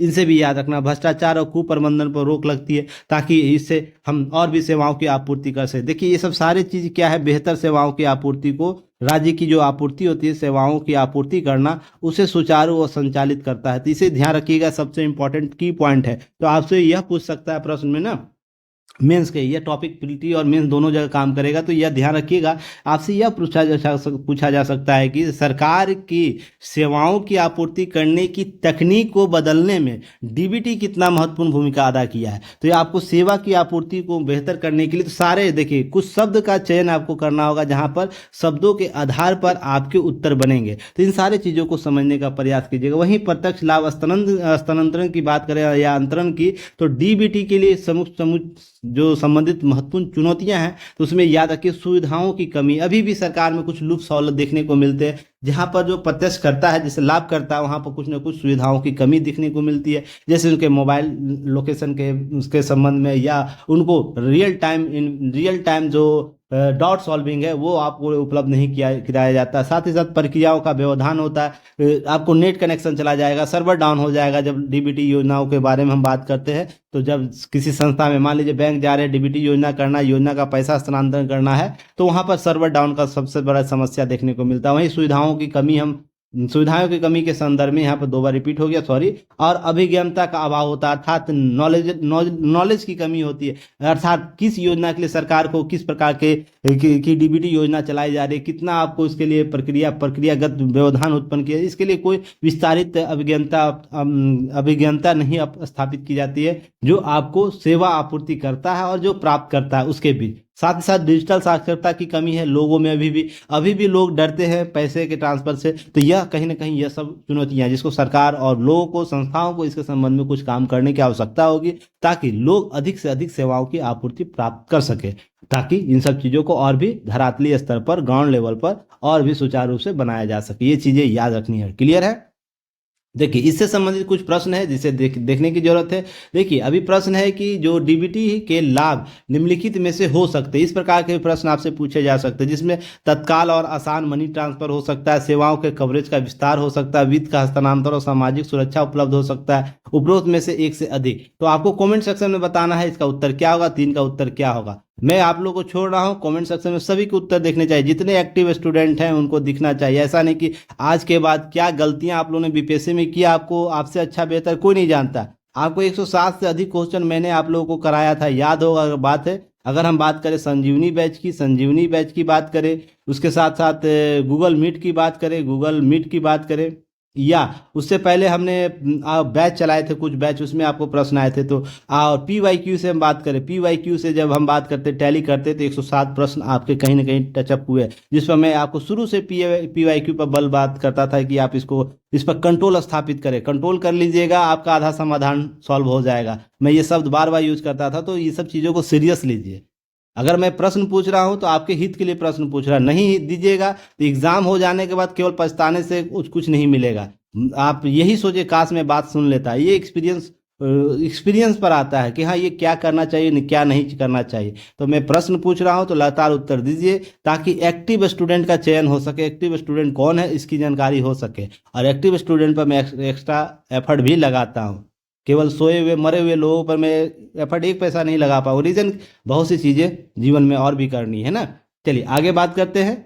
चलिए यह टॉपिक को अच्छे से आप लोग करके जाइए। यह टॉपिक प्रीलिम्स में भी मेंस में भी आपसे प्रश्न पूछा जा सकता है, जहां पर डॉलर क्या होता है, डॉलर कूटनीति क्या होता है, ब्रिक्स क्या है, आपको यहां से प्रश्न पूछा, ब्रिक्स प्लस कॉन्सेप्ट क्या है, यहां से पीटी फैक्ट प्रश्न पूछा जाएगा। देखिए हाल ही में क्या हुआ कि ब्रिक्स के सम्मेलन में आपको ब्रिक्स मनी की बात की जा रही थी, कि जैसे डॉलर से हम अंतर्राष्ट्रीय व्यापार करते हैं ना, अंतर्राष्ट्रीय व्यापार डॉलर से करते हैं। एक देश दूसरे देश से व्यापार करना चाहता है, तो अभी सबसे अच्छा अर्थव्यवस्था का हस्तांतरण करने के लिए डॉलर उपलब्ध कराया जाता है। यह अमेरिका, जिसका पैसा किसका, अमेरिका का है, तो अमेरिका का मोनोपोली इस पर चलता है, जिसमें अभी हाल ही में अमेरिकी राष्ट्रपति जो चुने गए हैं, डोनाल्ड ट्रंप। हालांकि इसके दोनों फायदे हैं, प्लस और नेगेटिव और पॉजिटिव पॉइंट दोनों है, पर उनके द्वारा एक बात बोल दी गई कि अगर ब्रिक्स देश अपने मनी लैंग्वेज, मनी अगर कॉन्सेप्ट को या मनी कूटनीति को डेवलप करते हैं, ब्रिक्स के पैसे को डेवलप करते हैं, तो अमेरिका क्या करेगा, 100% आपको सीमा शुल्क लेगा। अर्थात अगर 10 रुपये की वस्तु आप हमारे सीमा में भेज रहे हैं, अर्थात अमेरिका का सीमा में भेज रहे हैं, तो ध्यान रखिएगा आपको उसका 100% अर्थात 10 रुपया आपको पेड करना होगा, अर्थात आपका वस्तु 20 रुपया हो जाए। तो इसका मतलब है जिसको आप यह सीमा शुल्क कम किए हुए वो बेनिफिट ले जाएगा, और आप हमारे देश में व्यापार नहीं कर पाएंगे। ये खुली धमकी के तौर पर देखा जा रहा। फिर भारतीय प्रतिक्रिया आती है, अन्य राष्ट्रों, ब्रिक्स राष्ट्रों की प्रतिक्रिया आती है, फिर भी भारत अपने पक्ष को रखता है। तो यहाँ पर कुछ बातें ध्यान रखिएगा कि जो अमेरिका के नवनिर्वाचित राष्ट्रपति डोनाल्ड ट्रंप, उनकी चेतावनी, अगर ब्रिक्स देश अमेरिकी मुद्रा डॉलर कमजोर करने की कोशिश करेंगे तो उन्हें कीमत चुकानी, ऐसी बात उनके द्वारा। अब सवाल उठता क्या है, सवाल सबसे इंपॉर्टेंट यह उठता है कि आखिर ट्रंप ने यह धमकी क्यों दे रहे हैं, ऐसा क्या हो गया है जिससे ट्रंप ये बोलते हैं, उनको डर लग गया कि ब्रिक्स के कॉन्सेप्ट को, ब्रिक्स अगर पैसे के कॉन्सेप्ट को अर्थात कोई मुद्रा डेवलप कर ले रहा है तो हमारे डॉलर को क्या स्थिति होगी। दूसरा, क्या वे ब्रिक्स के जरिए रूस का निशाना साधना चाह रहे हैं या बनाना चाह रहे हैं, या फिर उन्हें मजबूत डॉलर को कमजोर होने से डर सता रहा है कि विकल्प और भी पैसे मिल जाएंगे, और भी मुद्रा आ जाएगी, जिससे उभरती हुई अर्थव्यवस्था, अगर ब्रिक्स में हम बात करें, भारत है, चीन है, दो सबसे बड़ी मार्केट प्लेस है वर्ल्ड का, तो दोनों देश इसमें शामिल है। तो दोनों का जो मार्केट का, जो चीन की हम बात कर ले या इंडिया की बात करें, दोनों के जो मार्केट है उसके जो कंज्यूमर है उसका डिमांड्स जो पूरा करने के लिए लोग अगर सप्लाई प्रोडक्ट करेंगे, तो इन दो देशों को क्या करेगा, उसी के मुद्रा में पैसा ट्रांसफर करे, तो ये डॉलर की जो मांग होगी वो कहीं ना कहीं कम हो जाएगी। ये इनको सता रहा है। क्या ये मुद्दे या इसके विपरीत भी बहुत से मुद्दे हैं, इसी में ध्यान रखिएगा। जो हमारे जो विदेशी मामलों के जानकार है सचदेव, उनका मानना है, उनका कहना क्या है कि ट्रंप के आदेश सीधा मतलब यह है कि अमेरिका चाहता है दुनिया में डॉलर के दबदबा बने रहे, कोई भी देश। देखिए हम अमेरिका के संदर्भ में भी समझेंगे, अगर भारत का अगर डॉलर होता, मान लीजिए भारत का रुपया वर्तमान डॉलर की स्थिति में होता, वर्तमान डॉलर जो है उसकी स्थिति में रहता, तो क्या भारत ऐसी बातें नहीं करता कि उसके पैसे कमजोर ना हो।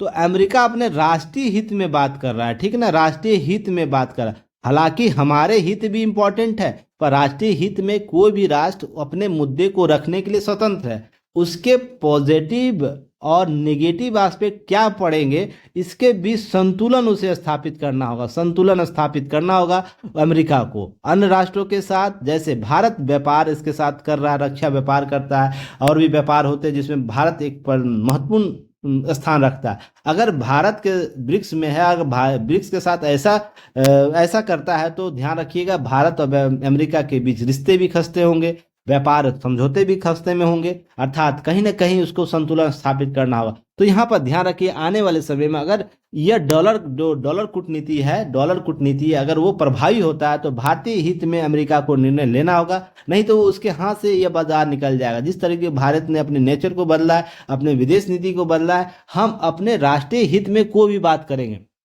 हमारे वर्तमान जयशंकर जी जो विदेश मंत्री, वो क्या बोलते हैं, हम रूस के साथ जो विवाद चल रहा था, अमेरिका ने बोला रूस से तेल हमको नहीं लेना है, तो भारत ने क्या बोला था अंतर्राष्ट्रीय मीडिया में जाके, यूरोप की मीडिया में जाके यही बोला था ना, यूरोप का मुद्दा होता है और अन्य राष्ट्रों का मुद्दा उनका मुद्दा नहीं होता है। इसके आधार पर हम हमारे जो राष्ट्रीय हित होंगे, हमें किसके साथ व्यापार करना, किसके साथ सहयोग रखना, वो हमारे राष्ट्रीय मुद्दे और उसके लिए स्वतंत्र है। अर्थात पहले जो आपको पूर्व में जो स्थितियां हुआ करती थी कि अमेरिका और उसके समर्थन में जो देश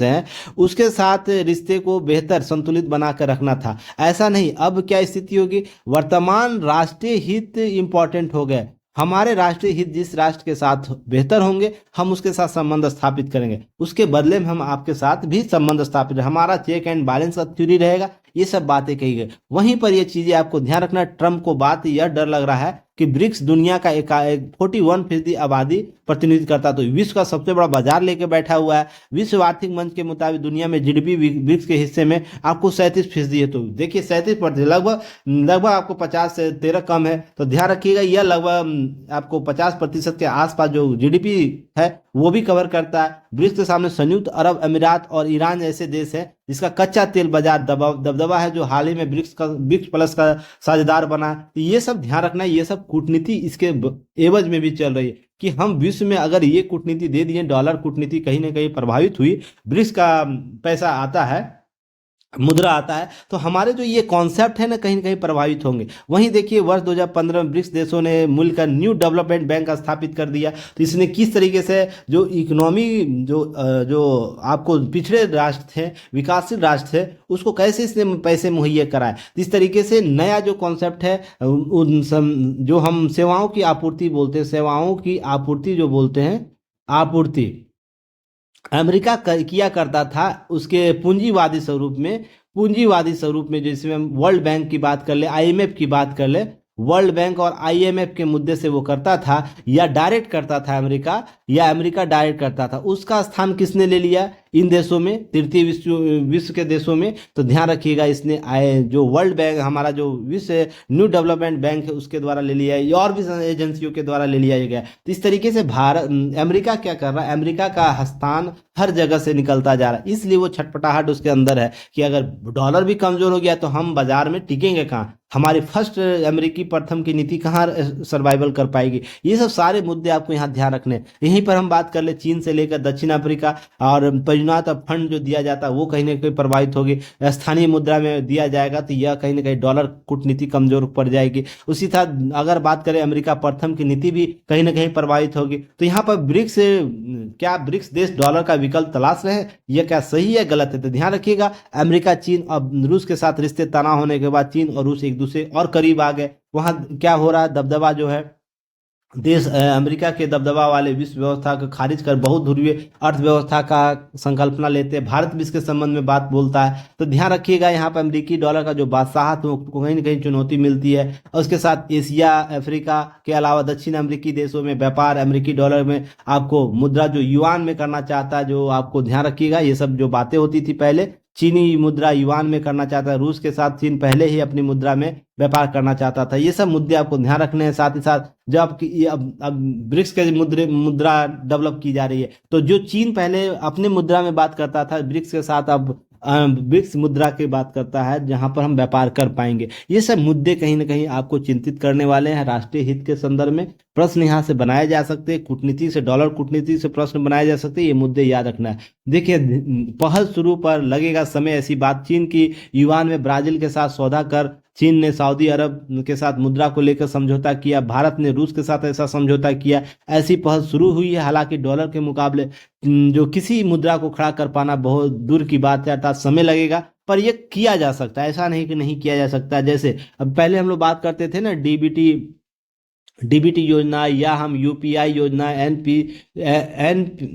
एनपीसीआई जो कॉन्सेप्ट है, उसके तहत जो हस्तांतरण होता है, पैसों का लेन देन होता है एक राष्ट्र से दूसरे राष्ट्र में, हमारे यूपीआई कॉन्सेप्ट। पहले हम लोग क्या करते थे, आपको master card, debit card use किया करते, जो अमेरिकी कंपनियों का होता था, उसके बदले में वो पैसे लिया करता था। आज हम यूपीआई और एनपीसीआई के तहत क्या कर रहे हैं, हम राष्ट्रों को जोड़ने का प्रयास कर रहे हैं और उसके वित्तीय लेन देन की हम मुहैया कराए। तो यह कॉन्सेप्ट आया ना, वैसे ही आपको ध्यान रखिएगा, डॉलर का भी कॉन्सेप्ट उसके अन्य मुद्राओं के रूप में उभर कर सामने है, जिसमें भारत की महत्वपूर्ण भूमिका होगी, चीन की महत्वपूर्ण भूमिका होगी, और दोनों इस राष्ट्र, दोनों ये दो राष्ट्र हैं, वो क्या करेंगे, अपने साझा हितों को लेकर चलेंगे। क्योंकि आने वाले समय में दोनों के हित में, कभी आप लोगों को भारत और चीन का जो संबंध बता रहा था, वहां पे एक बात मैं पहले बोला करता था कि चीन की भारत का विरोध न करने का सबसे महत्वपूर्ण कारक है चीन का भारत का व्यापार, सरप्लस व्यापार। और यह नहीं चाहेगा चीन की भारत को किसी भी तरीके से नाराज करे, उभरते बाजार को कमजोर करे। इसलिए चीन भारत के मुद्दों के साथ कहीं ना कहीं आने वाले कुछ दशकों में साथ दिखेगा। अभी हाल ही में सीमा विवाद को सुलझाया ब्रिक्स के सम्मेलन में। तो ये सब चीजें याद रखनी है कि हाँ, भारत और चीन आपसी रिश्तों को संतुलित करेंगे। यह देखिए, हमारे रिश्ते पाकिस्तान के साथ जैसे हैं, चीन के साथ हमारे रिश्ते वैसे नहीं, उस स्थिति पर नहीं जाएगा। रीजन उसके पीछे सबसे बड़ा बाजार का है। दूसरा, साझा हित आपको सामने उभर कर आ रहे हैं, जहां अमेरिका, चीन चाहता है अमेरिकी जो प्रभुत्व है उसको कमजोर करे। भारत भी चाहता है कहीं ना कहीं यही कि भारत हिंद महासागर में अपनी स्थिति को मजबूत करे। तो ये सब सारे मुद्दे कहीं ना कहीं दोनों देशों को, दोनों राष्ट्रों को साथ लाने का प्रयास कर रहा। यही प्रयास का जो क्रम है आने वाले दशकों में विश्व की कूटनीतिक और रणनीतिक जो स्थिति है उसको तय करेगी। इसे आप लोग याद रखिएगा। अब इसके अतिरिक्त ब्रिक्स क्या होता है, ब्रिक्स ध्यान रखिएगा 9 देशों का समूह है जो हाल ही में ब्रिक्स प्लस, ध्यान रखिएगा, इसमें जोड़ा है, नए देश जुड़े। यहाँ से प्रश्न पूछा भी है, इस बार ब्रिक्स का सम्मेलन कहाँ हुआ था, तो आपको ये सब याद रखना है। अगर ब्रिक्स कौन सा देश है, 9 देश, इसमें भारत, रूस और चीन पहले प्रमुख है, दक्षिण अफ्रीका बाद में जुड़ा, फिर ब्राजील, दक्षिण अफ्रीका, आपको मिस्र, इथोपिया, संयुक्त अरब अमीरात, ईरान शामिल होता है। ब्रिक्स प्लस कॉन्सेप्ट आता है। हालांकि ध्यान है, मलेशिया, तुर्की जैसे देश भी सदस्यता के आवेदन कर चुके, पर स्टैंड अभी रखा हुआ। हालांकि ध्यान रखिएगा, जो जो आपको इसके संदर्भ में जो चीजें उभर कर आएगी उस पर पहले भी मैं कुछ बातें कर रखा था। इससे संबंधित कुछ प्रश्न आपको देख लेने। जैसे प्रश्न क्या है पीटी में, निम्नलिखित में से कौन से देश ब्रिक्स के नए सदस्य बने, अर्जेंटीना, आपको सऊदी अरब, संयुक्त अरब अमीरात, ईरान, इथोपिया, मिस्र। तो ध्यान रखिए कौन सा देश नहीं बना है, तो आपको कमेंट सेक्शन में इसका उत्तर देना है। इस पर मैं पहले भी प्रश्न का आपको अभ्यास करा रखा है। तो आपको क्या करना है, कमेंट सेक्शन में, यूट्यूब के कमेंट सेक्शन में, ध्यान रखिएगा यूट्यूब के कमेंट्स, क्योंकि सबसे पहले वीडियो यूट्यूब पर जाता है, तो आपको वहां से देखना है। इसका लिंक मैं आप लोग को प्रोवाइड करा दूंगा सभी सोर्स पर। उसके बाद इसके पीडीएफ और इसके वीडियो ऐप पर अपलोड करा दिए जाते हैं, ताकि हम चीजों को और भी बेहतर तरीके से एक्सेबल कर सके। चलिए, इसका उत्तर आप सही उत्तर कमेंट सेक्शन में बताइएगा। चलिए नेक्स्ट हम प्रश्न देखते हैं, नेक्स्ट टॉपिक देखते हैं मेंस का। यहाँ पर मेंस में हम क्या करेंगे, उत्तर लेखन अभ्यास के लिए प्रतिदिन एक प्रश्न उपलब्ध कराया जाएगा, जिसका रिव्यू मेरे द्वारा किया जाएगा और उससे संबंधित 1-to-1 सेशन भी रखेंगे। कोई भी क्यूरी हो, कोई भी समस्या, उस पर हम बात करेंगे। तो इसके लिए आपको तैयार रहना। चलिए, सिर उठाता परिसीमन का प्रश्न आज का सबसे इंपॉर्टेंट, या हम कहें आने वाले मेंस के लिए सबसे इंपॉर्टेंट टॉपिक में आपको इसको रखने की जरूरत होगी। यहां से प्रश्न डायरेक्ट आएंगे। और मैं एक बात और बोल दूं, मेरे इंटरव्यू में, मैं पहले भी बता रखा है कि मेरे इंटरव्यू में जब मैं दे रहा था, यहाँ से प्रश्न पूछे गए थे परिसीमन से। परिसीमन क्या होता है, परिसीमन की संरचना क्या है, परिसीमन क्यों अभी कम हुआ है, जनगणना ज़्यादा हो गया, परिसीमन कम हुआ है, इससे संबंधित प्रश्न, किसी भी क्षेत्र का परिसीमन कैसे किया है, तो मुझसे यह इंटरव्यू में प्रश्न पूछा जा चुका है। तो ऐसा नहीं है कि जो टॉपिक आप पढ़ रहे हैं वो पीटी में काम देगा, वो मेंस में काम देगा, वो इंटरव्यू में भी काम देता है। याद रखिएगा, मैं इसी एंगल से तीनों चीज़ों को लेकर चलता हूँ, ताकि आपकी तैयारी अंतिम रूप से सफलता की ओर ले जाए। और यही आपके बीच हमें स्थापित करता है, आपके बीच प्रिय होने का यही मुझे मौका देता है कि मैं एक टॉपिक को तीनों एंगल से कवर कराता हूँ। मैं उन अवसरवादी चीज़ों में नहीं जाता, जहाँ पर केवल आपको ना पब्लिसिटी के माध्यम से चीज़ों को कवर कराना। मुझे मेरा लक्ष्य दिखता है कि आप में से मुझे 100 बच्चा फॉलो कर रहे हैं, उसमें से मैक्सिमम बच्चे का 50-60 बच्चों का सिलेक्शन फाइनल लिस्ट में होना चाहिए। इस बार मैं यही टारगेट लेके चला हूँ और उसी पर मैं काम करूँगा। 50 से 100 होंगे, 100 से 200 होंगे, इस तरीके से रेशियो बढ़ता चला जाएगा। बस इसमें क्या होगा, जो चीज़ें जिस तरीके से नए कॉन्सेप्ट के साथ चीज़ों को कवर कराया जा रहा है उसको करते चलिए। और जो चीज़ें आपको बीपीएससी में, इसको जिस जिस तरीके से मैंने प्रूव किया है बीपीएससी के पीटी में, तो उसी तरीके से मेंस में भी होगा। इसे विश्वास बना के रखिए और यह होगा तो होगा, बशर्ते उसकी संख्या किस तरीके से होगी मैं वो अंत में बताऊंगा जब एग्जाम होगा। जब तक ये किया जा रहा है करते चलिए, आगे हम बात करते हैं इसके बारे में। देखिए, परिसीमन एक्चुअली अभी मुद्दा क्या है, सबसे पहले यह समझिए, उसके बाद हम सारी चीज़ों को देखेंगे। यहाँ पर देखिए क्या है, देश के चुनाव की चर्चा हो रही है, लेकिन चुनाव की इकाइयों अर्थात निर्वाचन क्षेत्रों के परिसीमन की चर्चा नहीं है। अभी एक देश एक चुनाव की बात हो रही है, उसकी बात हो रही है, लोगों के प्रतिनिधित्व की बात हो रही है, पर परिसीमन का जो चर्चा सबसे इंपॉर्टेंट है, लोगों की भागीदारी को कैसे सुनिश्चित किया जाए परिसीमन के माध्यम से, उस पर ही चर्चा नहीं हो रही। प्रत्येक जनगणना के बाद परिसीमन कराने का प्रावधान है, जो संविधान के अनुच्छेद 327 में संसद की परिसीमन का अधिकार देता है। देखिए यहाँ से पीटी फैक्ट निकालते चलिएगा आप लोग भी, ठीक है ना। परिसीमन का जो अधिकार देता है संसद को कितने अनुच्छेद 327 से। अब ये दो बड़े मुद्दे हैं कि प्रथम, इसके दो मुद्दे क्या है परिसीमन से संबंधित। प्रथम, लोकसभा और विधानसभाओं में कितने कितने जनप्रतिनिधि होने चाहिए, सबसे पहले। दूसरा, लोकसभा और विधानसभा निर्वाचन क्षेत्रों की सीमा जो है, सीमा और उनके जो आकार और प्रकार, क्या कोई बदलाव जरूरी है। तो यह इंपॉर्टेंट है, तो इसे ध्यान रखिए। नए परिसीमन के साथ दो मुद्दे उभर कर आएंगे, संख्या जनप्रतिनिधियों कितनी होगी, दूसरा कि उसके बदलाव कैसे क्षेत्र होंगे, किस क्षेत्रों का परिसीमन आपको पता है। जब परिसीमन होता है तो मान लीजिए पहला का परिसीमन क्षेत्र यह रहा है, तो अगर अगला परिसीमन, जरूरी नहीं यही क्षेत्र वो निर्धारित होगा, हो सकता है अगला का जो परिसीमन, इसका कुछ क्षेत्र जो है इसको काट कर इस नए क्षेत्र में जोड़ दिया जाए और इसका कुछ क्षेत्र काट कर अलग दूसरे क्षेत्र में जोड़ दिया जाए। क्यों यह संतुलित किया जाता है? संतुलित किया जाता है भागीदारी के मुद्दे पर, भागीदारी के मुद्दे पर। अब यहाँ पर जनरल हो सकता है, ओबीसी हो सकता है, एसटी एससी, महिला, इस प्रकार से जो जन भागीदारी क्षेत्र का होता है उसके भागीदारी को सुनिश्चित करने की ऐसी चीजें की जाती है। ये सब चीजें याद रखिएगा। अब है इसके अतिरिक्त ध्यान रखिएगा, संविधान को जो यह क्या देता है, अधिकार देता है कि वह उपरोक्त दोनों मुद्दों के समाधान हेतु अभिकरण बनाए और परिसीमन प्रक्रिया निर्धारित करे। प्रथम लोकसभा और विधानसभा चुनाव हेतु परिसीमन राष्ट्रपति कार्यालय ने किया था। संसद ने 1952 में प्रथम परिसीमन आयोग गठित किया, 1957 का चुनाव में परिसीमन किया। उसके बाद लगातार चुनाव आपको परिसीमन कराए जा रहे हैं। संसद द्वारा 2002 में चतुर्थ परिसीमन आयोग का गठन किया गया, लेकिन 84वें संविधान संशोधन 2001 के माध्यम से क्या किया गया, इसकी संख्या 2026 तक निर्धारित करके प्रतिबंधित कर दिया कि जनगणना के आधार पर 2026 तक सीटें आवंटित रहेगी उतनी। 2026 के बाद जन्म दर और मृत्यु दर को बराबर हो जाएगा, लेकिन ऐसा नहीं हुआ। फलतः चतुर्थ परिसीमन केवल आंशिक परिसीमन कर सका। तो ये सब मुद्दे जो थे ये आपको ध्यान रखने हैं।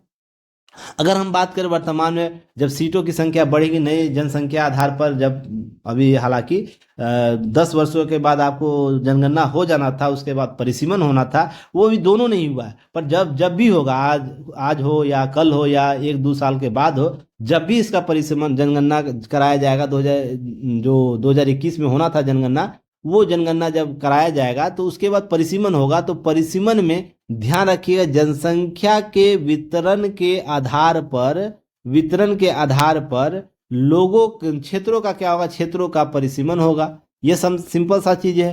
तो जब क्षेत्रों का जनसंख्या के आधार पर वितरण होगा, तो यहाँ पर जो सबसे अधिक जनसंख्या वाले क्षेत्र है उसकी सीटों की संख्या अधिक हो जाएगी और कम जनसंख्या वाले सीटों की संख्या क्या हो जाएगी, कम हो जाएगी। तो जो क्षेत्र के आधार पर भागीदारी की बात करते हैं, मान लीजिए भारत का कोई ऐसा क्षेत्र है जहां पर जनसंख्या नियंत्रण कर लिया गया है, और जहां पर भी मान लीजिए उत्तर भारत में कुछ ऐसे राज्य हैं जहां पर जनसंख्या नियंत्रण नहीं हो सका है, उसके जो हित होंगे ना, प्रभावित हितों के प्रश्न होंगे कि सीट भागीदारी अधिक हो जाएगी इनका, तो यह उत्तर और दक्षिण में भागीदारी का विवाद जन्म देगा। उत्तर और दक्षिण में जो अमूमन जिन राज्यों में जनसंख्या नियंत्रण कर दिए गए, उनको अवसरों का कमी देखने को मिलेगा, तो विकास के मुद्दे भी कम मिलेंगे। यह सब कॉन्सेप्ट विवाद का जन्म दे रहा है, जहां पर सीटों का आवंटन की बात हो रही है। जहां पर ध्यान रखिएगा, बिहार की बात करें तो वर्तमान में 30 सीट है, तो उत्तर प्रदेश में 48 सीटें बढ़ जाएगी। तो ये सब फैक्ट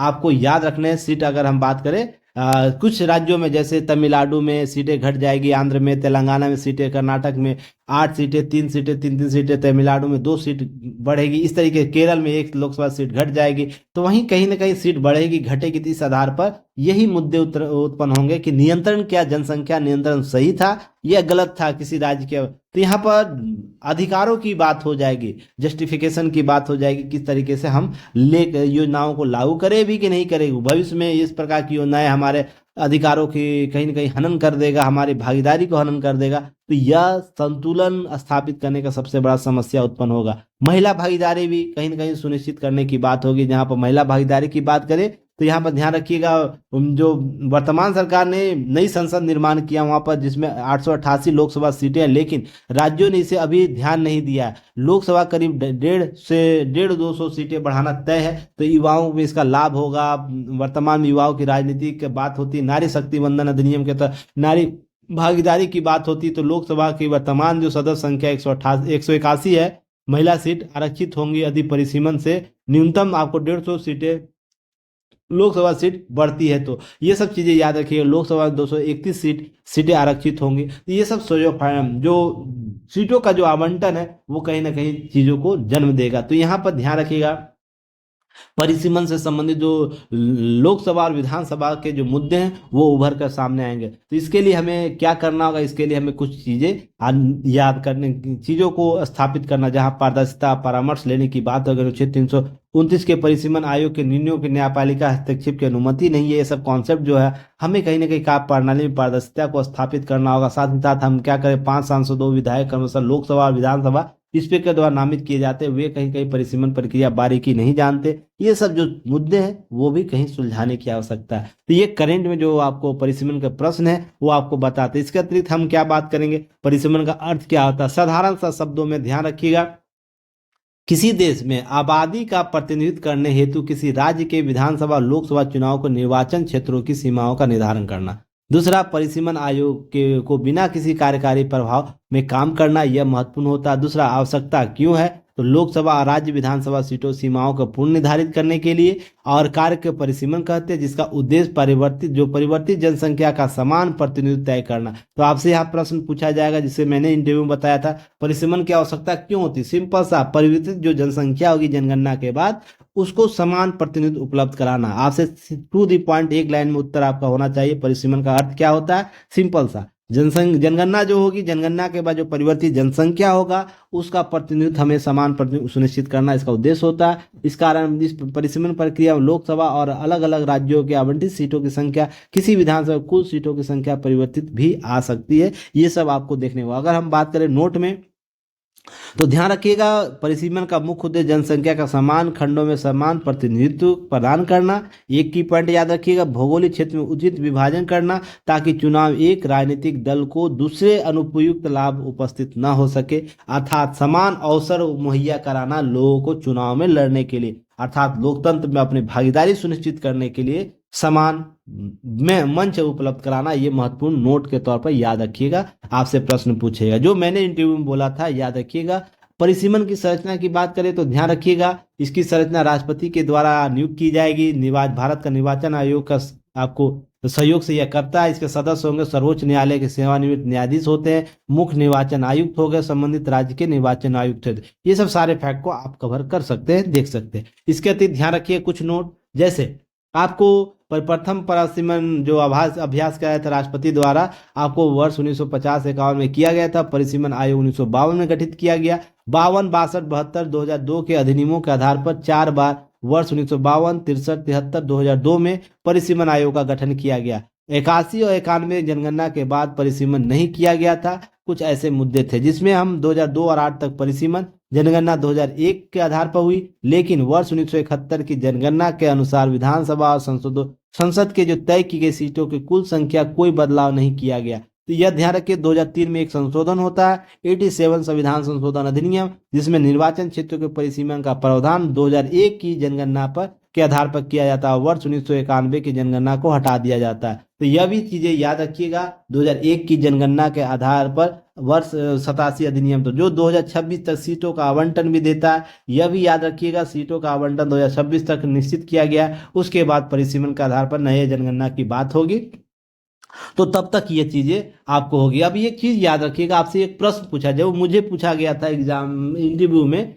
कि वर्ष 2002 के परिसीमन का गठन क्यों नहीं किया गया, सबसे इंपॉर्टेंट है कि परिसीमन का गठन क्यों नहीं किया गया, तो ध्यान रखिए संविधान में प्रावधान है किसी राज्य को आवंटित लोकसभा सीटों की संख्या इतनी होगी कि इस संख्या और राज्य की जनसंख्या के बीच का अनुपात जहां तक व्यवहारिक हो सभी राज्यों के लिए एक समान हो। जब तक अनुपात एक समान नहीं होगा तब तक ये परिसीमन का गठन नहीं किया जाएगा, ये फैक्ट याद रखना है।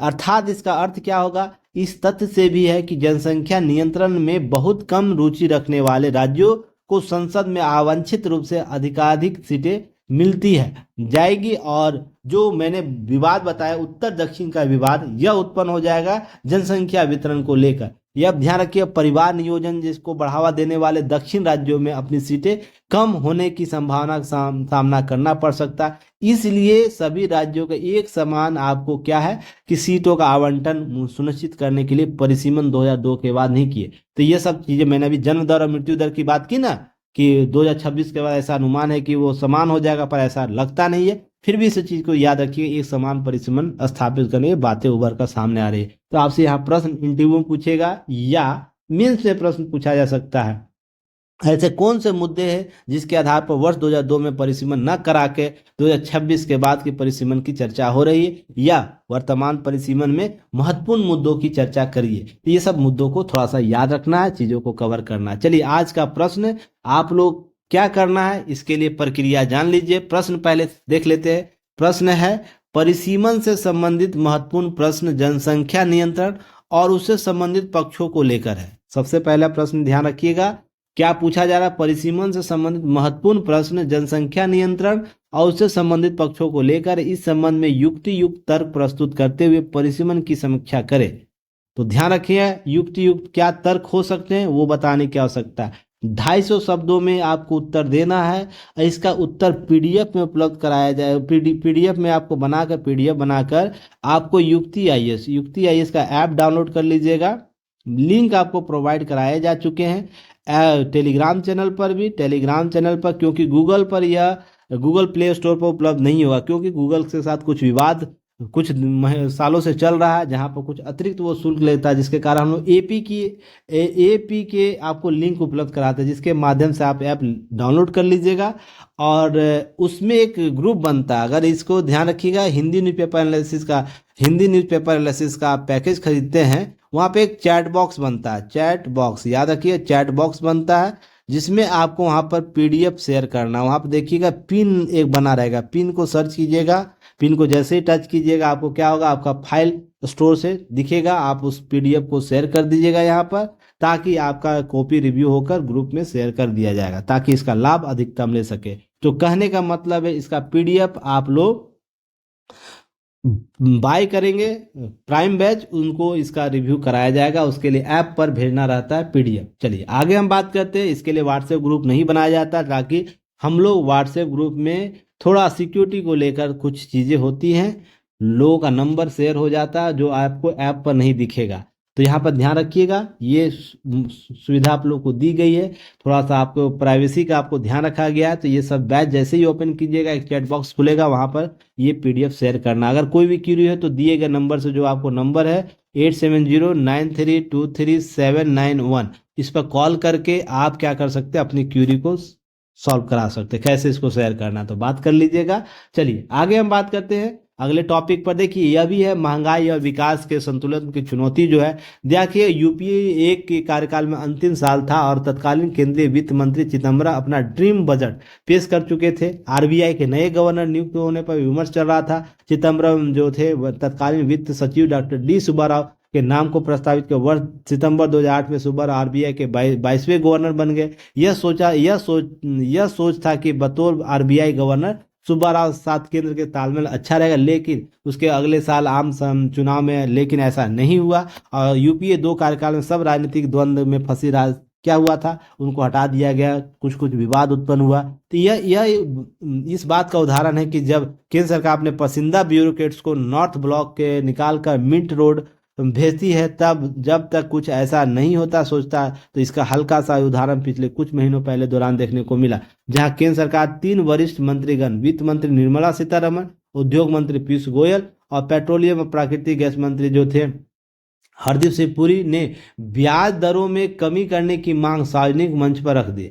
फिर भी बतौर आरबीआई गवर्नर शक्तिकांत दास की अध्यक्षता वाली मौद्रिक नीति ने इसे स्वीकार नहीं किया, जिससे क्या हुआ, दोनों सरकार और कार्यपालिका और विधायिका के बीच, क्योंकि आरबीआई कार्यपालिका के अंतर्गत ही आएगी ना, क्योंकि वह स्थायी व्यवस्था को लेकर आता, स्थायी ब्यूरोक्रेट्स के अधीन रहता है, तो ध्यान रखिएगा। तो यह स्थिति हो गई, तालमेल गड़बड़ा गया। तो जब शक्तिकांत दास का तालमेल पिछले 6 वर्षों के दौरान वित्त मंत्रालय के साथ जबरदस्त रहा, तो सवाल यह है कि क्यों केंद्रीय बैंक के गवर्नर ब्याज दरों के मुद्दे पर सरकार के दबाव के आगे नहीं झुके। तो वजह महंगाई है, सबसे इंपॉर्टेंट याद रखिएगा, महंगाई है। दुनिया के हर केंद्रीय बैंक की यह प्रमुख जिम्मेदारी होती है कि वह महंगाई को काबू में रखे। न सिर्फ हाल में सेना में मृत्यु हुए शक्तिकांत जो दास हैं, बल्कि इससे पूर्व जो गवर्नर रघुराम राजन थे, सुब्बा राव थे, अलग अलग जगहों पर यह बात कही है कि महंगाई को रोकना इसलिए है, उनकी प्राथमिकताओं में रही है। ऐसा नहीं किया गया तो क्या होगा, तो इसका सबसे बुरा असर देश की गरीब जनता पर होती है। तो यहाँ शक्तिकांत दास एक साक्षात्कार में इंटरव्यू में 24 जून 2022 को प्रकाशित अपने उसमें कहा था कि ज़्यादा महंगाई लोगों से ज़्यादा परेशानी करती है, था समाज में कमजोर वर्ग पर इसका सबसे बुरा प्रभाव पड़ता है। इसी तरीके से और लोग भी, सुब्बा राव ने भी यही बात कम ओवैस की, ये कहे थे गरीबी लोग महंगाई बढ़ने से अधिक विपरीत असर पड़ता है। सीधा सीधी असर समझिएगा, महंगाई बढ़ेगा तो जो खरीद की जो नीति है, खरीद करने की शक्ति है, क्रय शक्ति जिसे हम लोग कहते हैं, क्रय शक्ति, वो कम होती है। क्योंकि एक वस्तु का दाम मान लीजिए अभी 5 रुपया है, वही वस्तु के महंगाई बढ़ जाने के, मान लीजिए अब मार्च 2024 का था और हम दिसंबर 2024 की बात कर रहे हैं, इसी वस्तु का दाम मान लीजिए 20 रुपया हो गया, सेम वस्तु है, सेम प्रोडक्ट है, सेम क्वालिटी है, तो देखिए यहाँ पर अधिक क्रय होगा, यहाँ पर कम क्रय होगा। तो कम क्रय होगा तो क्या होगा कि लोगों तक ये पहुंच स्थापित नहीं होगा। तो हो सकता है लोगों के जो गरीब वर्ग हैं उनको सबसे ज़्यादा प्रभाव लेकर आता है, जहाँ पर हम उन्हें बेहतर आपूर्ति नहीं दे पाएंगे, सेवाओं उनके क्रय क्षमता के आधार पर वस्तुओं को मुहैया नहीं करा पाएंगे, तो उनके विकास भी प्रभावित होंगे। विकास प्रभावित होगा ना, जिस तरीके से उनके खाद्यान्न प्रभावित होंगे, खाद्यान्न आपूर्ति प्रभावित होगी। तो इस तरीके से चीज़ें आपको कहीं ना कहीं कवर करेगा। यहीं पर ध्यान रखिएगा, खाद्य महंगाई दर 15% हो जाता है तो 1 लाख रुपये मासिक कमाने वाले व्यक्ति उसे सहन करना ज़्यादा मुश्किल नहीं होगा, लेकिन दिहाड़ी मजदूरी पर बहुत ज़्यादा बोझ हो जाएगा। मान लीजिए इसका 15% महंगाई दर वृद्धि हो जाता है तो लाखों करोड़ रुपया, अरबों रुपया जो कमा रहे हैं उसको कोई रत्ती में फर्क नहीं पड़ेगा। जहां वो 50 किसी वस्तु का 500 दे रहा है तो 550 दे सकता है, पर यही गरीब व्यक्ति के लिए बहुत ही मुश्किल हो जाता है, क्योंकि उसके आमदनी पर कहीं ना कहीं जोर करना पड़ेगा, उसे अतिरिक्त कार्य करना पड़ेगा। और कार्य की कार्यकुशलता जिस तरीके से मिल रही है वो भी आपके सामने एक मुद्दे के तौर पर। तो यहाँ पर क्या होगा कि आवश्यक हिस्सा जो है हमारे जरूरतों का, खान पान, गैस किराए, खर्च, वो कहीं ना कहीं कटौती करना पड़ता है। जिस तरीके से हम क्या होते हैं, जो हमारा जो सेवा क्षेत्रक है, जिस तरीके से होता है कि सेवा क्षेत्रक में हम क्या करते हैं, मानव के सेवा क्षेत्र की बात हो रही है कि अपने सेवा क्षेत्र में जैसे वो अपने विकास क्रम को साथ ही साथ प्रोटीन युक्त जो खाद्य पदार्थ है उसकी आपूर्ति नहीं कर पाता है, उसके साथ अवसंरचना निर्माण नहीं कर पाएगा, क्योंकि उसकी खर्च कहीं और हो जाएगी। तो अपने विकास के लिए अपने स्वास्थ्य संबंधित खर्च को कम करना पड़ेगा। ये सब मुद्दे आपको उभर कर सामने, इसलिए किसी देश के आर्थिक विकास की दर को अगर कंट्रोल करना है तो महंगाई दर को कंट्रोल करना, ये बात लगभग आपको आरबीआई गवर्नर्स ने बात की है। तो यही आपको शक्तिकांत दास भी पिछले कुछ दिनों से कर रहे थे। तो यहाँ ध्यान रखिएगा 23-24 में आरबीआई ने केंद्र में 2.11 लाख रुपए विशाल लाभांश दिया था। तो सरकार ने राजकोषीय संतुलन बनाने के अहम साबित हुआ। लेकिन जब जरूरत पड़ी कि शक्तिकांत दास ब्याज दरों में वही किया जो सहयोगी ने सुझाया, अब तक उसे आरबीआई जो गवर्नर संजय मल्होत्रा होगी, ये सब जो आगे बात होगी, जो नए गवर्नर है संजय मल्होत्रा, वो भी आपको यही चीजें करते हुए दिखेंगे। तो महंगाई दर इंपॉर्टेंट है, संतुलन विकास को अगर कंट्रोल करना तो महंगाई दर को कंट्रोल करना, ये सब बातें आपको ध्यान में रखनी है। इसके अतिरिक्त ऐसे में हम बात करें, ऐसे ऑडिटोरियल में तो उत्तर लेखन अभ्यास के लिए प्रतिदिन एक अभ्यास उपलब्ध जो कराया जाता, उसमें आपको उसी से एडिटोरियल कराया जाएगा। अगर हम बात करें एडिटोरियल आपको देखने को मिला है जहाँ पे ऐसे में इसका काम देगा, जहाँ रास्ता और मंजिल के बीच जो हम क्या करते हैं, हमारे प्रयास चाहे छोटे हो या पर वे समय के साथ हमें बड़ी सफलता तक ले जाते हैं। इसलिए ध्यान रखिएगा कि जब हम सफलता के लिए प्रथम प्रयास करते हैं, उसके अंतिम स्वरूप तक पहुंचने का भी संकल्प लेना चाहिए। तो यहाँ पर कुछ कॉन्सेप्ट है, आपसे पूछा जा सकता है ऐसे में। इस प्रकार के जब ऐसे होंगे जहां पर अपनी क्षमता की बात करनी होगी, अपनी क्षमता की पहचान, अपनी क्षमता की पहचान, अपनी क्षमता की पहचान, जैसे आपको कोई टॉपिक मिल जाएगा। दूसरा कि सफलता, सफलता के मार्ग क्या हो सकते हैं, इस प्रकार के। फिर जो जो आपको सफल होने के लिए, होने के लिए आवश्यक तंत्र क्या है, इस प्रकार के जब टॉपिक मिलेंगे वहां पर इसके कुछ कोटेशन को यूज कर सकते, कुछ पॉइंट को यूज कर सकते हैं। जैसे आपको यहाँ पर दिया गया है, पतंजलि के द्वारा, महर्षि पतंजलि के द्वारा ये बात बोला गया, जो साधननी सुम्प्रदायक्तनी, यानी समय पुराने में ताही सिद्धते, अर्थात हम जब कोई कार्य समय के साथ पूरी मेहनत करते, परिश्रम किया जाता है, तब वह कार्य सफलता की ओर अग्रसर करता है। इसका सीधा सा एग्जाम्पल अभी बीपीएससी का एग्जाम में आप देख सकते हैं, कुछ बच्चों ने कुछ कमियां की हैं जिसके कारण उनका सिलेक्शन ना हो सका, पर कुछ ने अपने बेहतर, सब जो डल स्टूडेंट भी थे, जो कमजोर स्टूडेंट भी थे, उन्होंने इतनी मेहनत की और साथ ही साथ वो चीज पढ़ा जो एग्जाम में आता है, अर्थात कारक और साधन, कारक प्लस साधन को बेहतर किए, जिसके आधार पर उनका सिलेक्शन हो पाए। सीधा सा एग्जाम्पल आपको समझना है कि हमें किसी भी कार्य को पूरा करने के लिए धैर्य और समय का अहम स्थान देना होता है। तो यहीं पर समाज की यह धारणा बन गई, सफलता तुरंत मिलनी चाहिए, लेकिन शिक्षा और व्यवसाय ऐसा नहीं। लेकिन क्या हम जानते हैं कि हर व्यक्ति सफलता प्राप्ति के लिए कितनी कठिनाइयों का सामना कर रहा,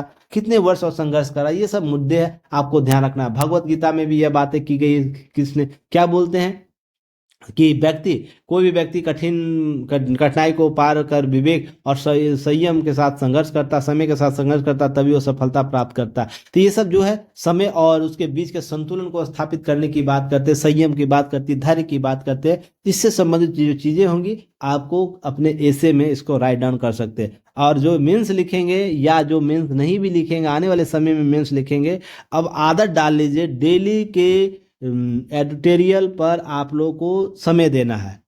कुछ भी हो आपको समय देना है, इससे संबंधित चीजों को समझिएगा। अगर आपको सफल होना है ना, अंतिम सफलता प्राप्त करनी है, तो ध्यान रखिएगा आपको एक ही टॉपिक से 3 स्तर की तैयारी करनी होगी, एक पीटी स्तर पर, एक मेंस स्तर पर और एक इंटरव्यू स्तर पर, है ना। इंटरव्यू स्तर पर इसे याद रखिएगा। इस तरीके की तैयारी जब तक नहीं करते हैं तो आप कहीं ना कहीं फंस जाइएगा। अगर कोई एक टॉपिक दिखता है, उसके क्या एस्पेक्ट पीटी में है तो उसको कवर कीजिए, अगर मेंस में है तो कवर कीजिए, दोनों जगह इसके एस्पेक्ट दिख रहे तो उसको कवर कीजिए, इसके एस्पेक्ट इंटरव्यू में है तो उसको कवर कीजिए। क्या इस टॉपिक के एस्पेक्ट तीनों जगह है या केवल मेंस और इंटरव्यू में है तो इसको आप अलग से कवर कीजिए। तो ये रणनीति अपनाइए और यही मैं आप लोग को उपलब्ध कराता हूँ लगातार, जो 1.5-2 वर्षों से मैं उपलब्ध करा रहा हूँ, जिसमें साहिना बेगम का नाम आप जानते होंगे, इस बार उनका सिलेक्शन हुआ, उनके वीडियो भी आप लोगों को रिलीज की गई है, देखिए जाकर उनसे सुनिए उन्होंने क्या किया, पहले वो क्या करते थे, वर्तमान में क्या करते थे, वो वर्तमान स्थिति में कहाँ पहुंचे हुए। ऐसे ही रणनीति अगर आप लोग भी लेते तो आपका भी सिलेक्शन उस स्तर पर होगा जहां आप चाहते हैं। बशर्ते मेहनत आपको करनी है, समाधान हम लोग दे सकते हैं कि क्या नहीं करना है, क्या करना है, इस बीच के संतुलन को हम स्थापित कराएंगे, हमारी टीम स्थापित कराई जाएगी और जल्द ही चीज़ों को सॉर्ट आउट करेंगे। चलिए फिर कल मिलते हैं नए न्यूज एनालिसिस के साथ, तब तक के लिए धन्यवाद, जय हिंद।